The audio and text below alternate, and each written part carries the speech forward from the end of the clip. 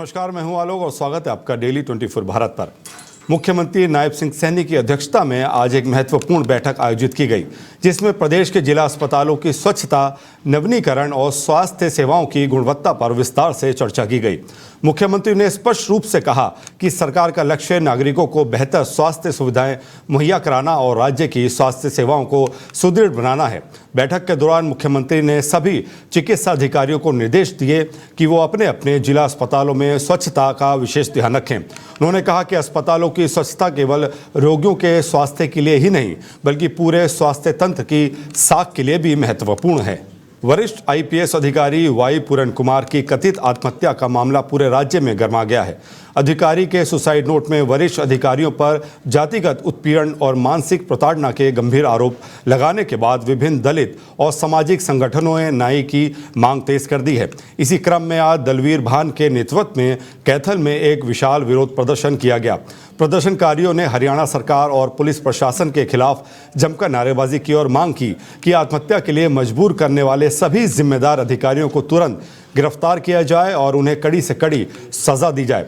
प्रदर्शनकारियों ने आरोप लगाया कि एक ईमानदार और अनुसूचित जाति के आईपीएस अधिकारी को व्यस्ततागत और जातिगत भेदभाव का शिकार बनाया गया, जिसके कारण उन्हें ये दुखद कदम उठाना पड़ा।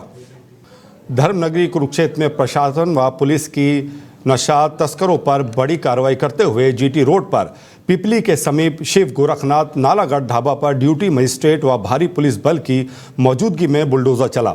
दरअसल कुछ दिन पहले ढाबे से कमर्शियल नशीले पदार्थ बरामद होने पर ढाबा संचालक रोशन सैनी व उसके साथ पकड़े गए 3 लोगों को 10 साल कारावास की सजा हुई थी। यही नहीं, नशे से कई करोड़ की संपत्ति अर्जित की गई है। ढाबा संचालक की लगभग 10 करोड़ की संपत्ति पहले हरियाणा सरकार फ्रीज कर चुकी है।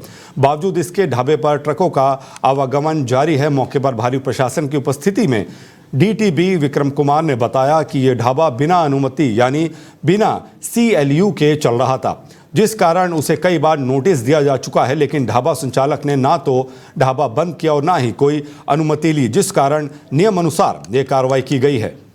हरियाणा के मुख्यमंत्री नायब सैनी सरकार के 1 साल पूरे होने पर कांग्रेस सरकार ने कामकाज को पूरी तरीके से विफल बताया। कुरुक्षेत्र की तीनों कांग्रेस विधायक, थानेसर विधायक अशोक अरोड़ा, पिहोवा विधायक मनदीप चड्ढा, शाहबाद विधायक रामकरण काला और जिलाध्यक्ष एवं पूर्व विधायक मेवा सिंह ने संयुक्त रूप से कहा कि 1 साल का कार्यकाल नायब सैनी सरकार की नाकामी का प्रतीक है। उन्होंने कहा कि सरकार ने महिलाओं को 2100 प्रति माह देने की घोषणा तो की थी, लेकिन आज तक ये वादा अधूरा है। घोषणा के बाद इतनी शर्तें जोड़ी की गई कि अधिकांश महिलाओं को इसका लाभ ही नहीं मिला। कांग्रेस नेताओं ने कहा कि चुनाव के दौरान भाजपा ने हर 18 से 60 वर्ष की महिला को सहायता राशि देने, युवाओं को रोजगार और किसानों को राहत देने का वादा किया था, लेकिन 1 साल बीत जाने के बाद भी किसी वादे को पूरा नहीं किया गया। विधायकों ने कहा कि हरियाणा में कानून व्यवस्था की स्थिति चिंताजनक है। सितंबर महीने में केवल कुरुक्षेत्र में ही 2 युवकों की हत्या कर दी गई। वहीं एक निजी बैंक अधिकारी की लाश पिछले 7 दिन से पड़ी है, लेकिन सरकार और प्रशासन मौन है। कांग्रेस नेताओं ने कहा कि नायब सैनी सरकार हर मोर्चे पर विफल रही है। महिलाओं की सुरक्षा से लेकर युवाओं के रोजगार और किसानों की समस्याओं तक किसी का समाधान नहीं हुआ। सरकार ने जनता के लिए गए वादों को भुला दिया है। यमुनानगर नई अनाज मंडी में जनमंच संगठन द्वारा जर्नैल सिंह सागवान के नेतृत्व में ADGP वाई पूरन कुमार और उसके परिवार को हरियाणा सरकार द्वारा न्याय न मिलने के कारण सैकड़ों सफाई कर्मचारियों ने धरना प्रदर्शन कर मुख्यमंत्री का पुतला फूंका और सरकार विरोधी नारे लगाए।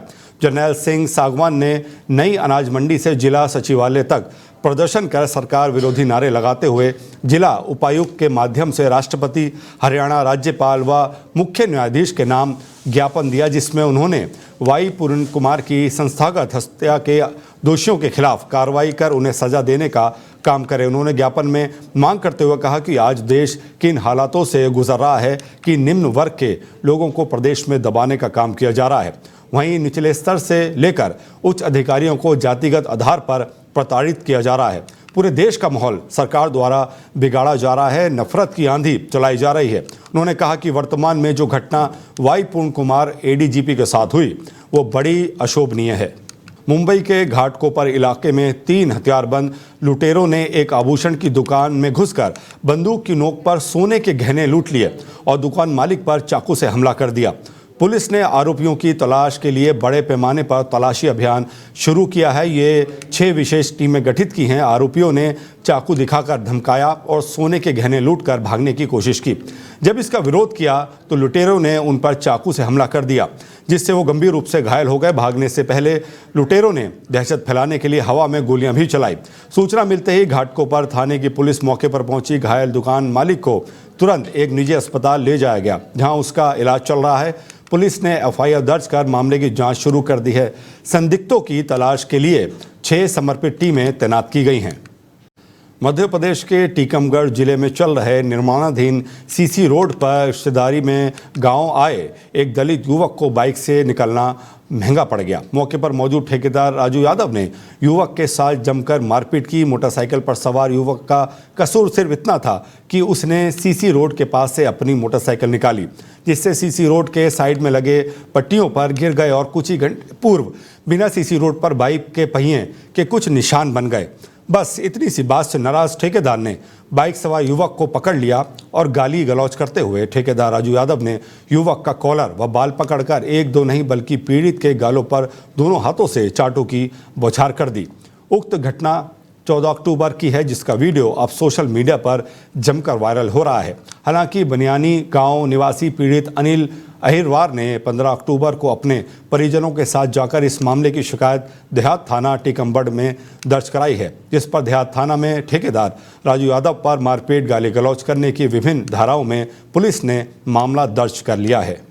ये कल एक वीडियो वायरल हुआ था जिसमें एक व्यक्ति एक दूसरे व्यक्ति को झापड़ मारते हुए नजर आ रहा है, तो उसमें तत्काल पुलिस ने संज्ञान लिया और फरियादी की तलाश की। फरियादी की पहचान अनिल पिता संतोष अहिरवार के रूप में हुई है, जो ग्राम बनियानी थाना बलदेवगढ़ क्षेत्र का रहने वाला है।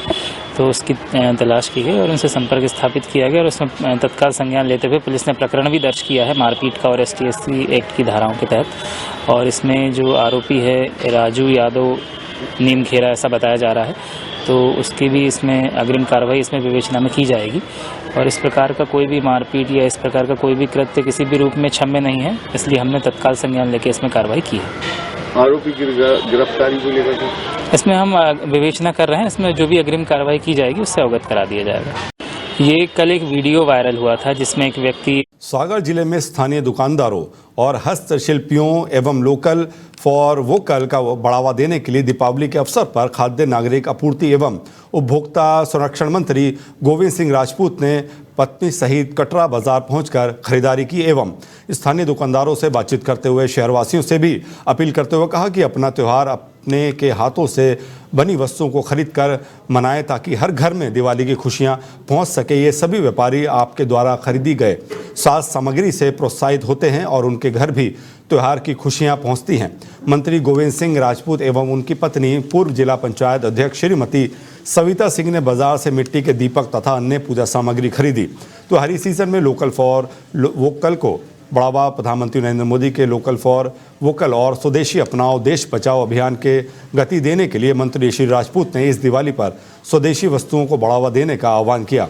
त्योहारी सीजन में स्थानीय बाजारों में खरीदारी कर उन्होंने न केवल स्वदेशी उत्पादों का प्रोत्साहन किया, बल्कि छोटे व्यापारियों और कारीगरों के लिए रोजगार के अवसरों को भी बल दिया।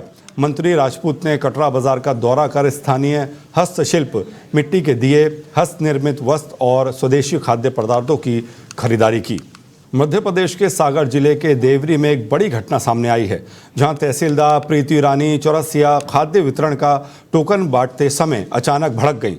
उसके बाद उन्होंने एक किसान को 2 थप्पड़ मार दिए। इस दौरान वो काफ़ी गुस्से में नजर आई।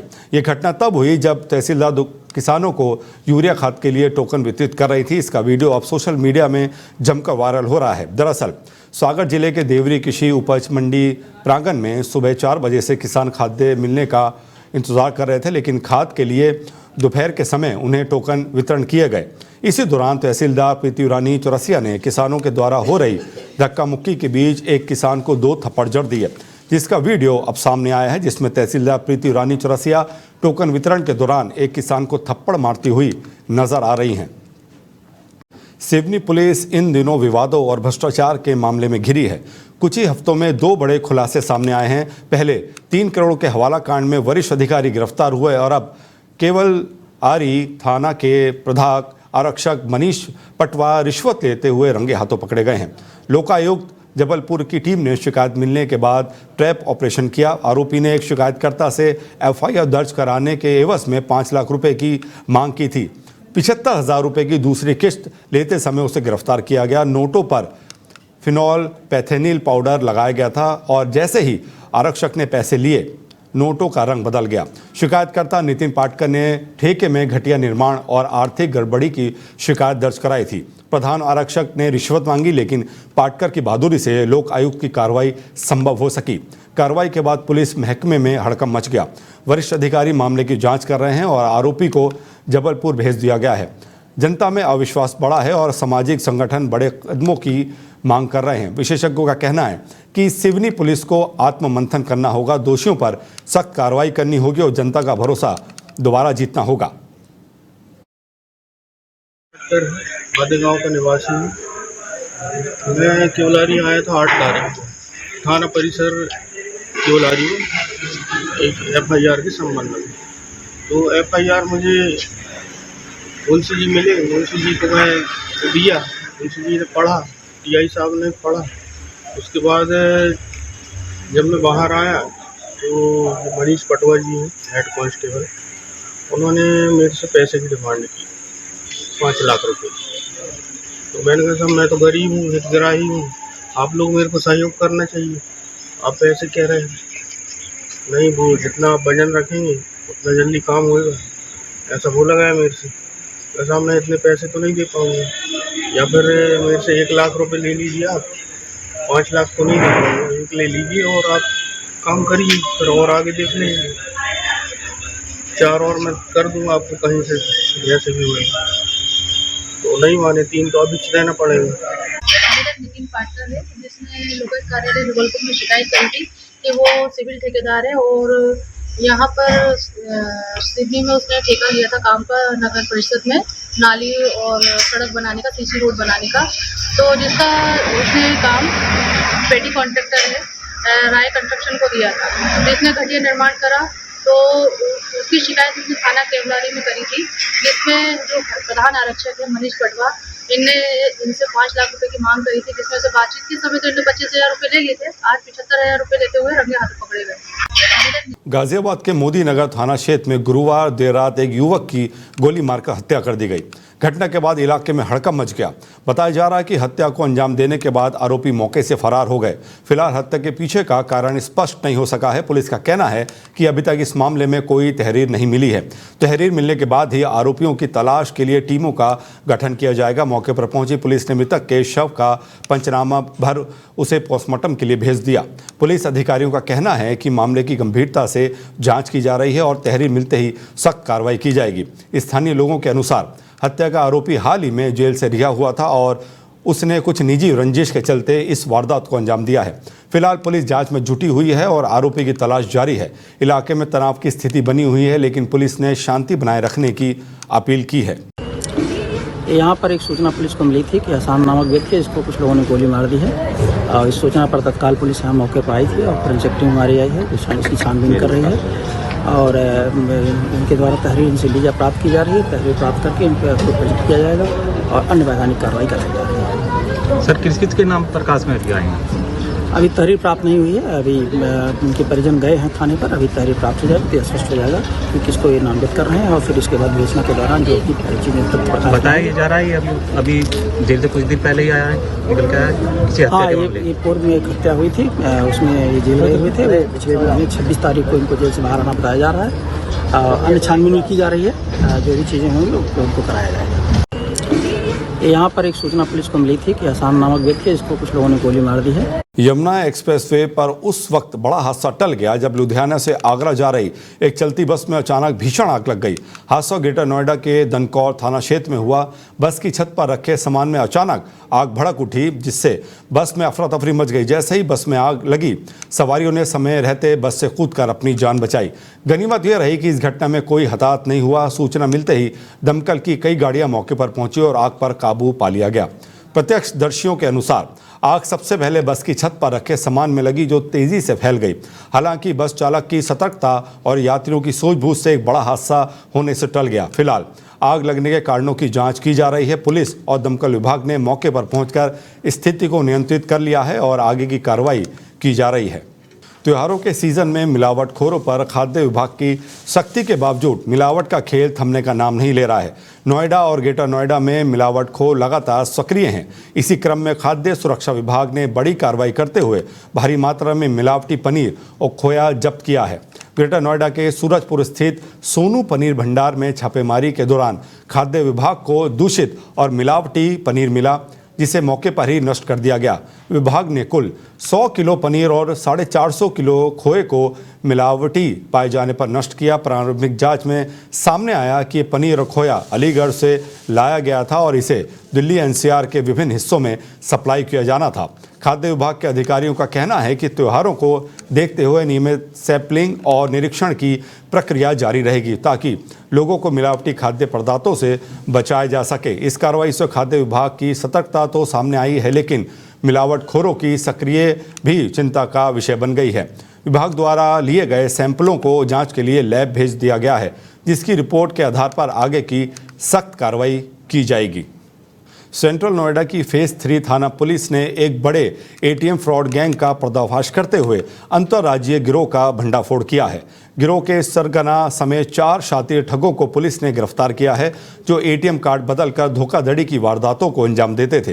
पुलिस के अनुसार ये गैंग एटीएम बूथ के अंदर लोगों को मदद के बहाने गुमराह करता था और फिर मौका पाकर उनका एटीएम कार्ड बदल देता था। इसके बाद पीड़ितों के खातों से पैसे निकाल लिए जाते थे। गिरफ्तार किए गए आरोपियों के पास से 67 डेबिट कार्ड, मोबाइल फोन और अन्य आपत्तिजनक सामग्री बरामद हुई है।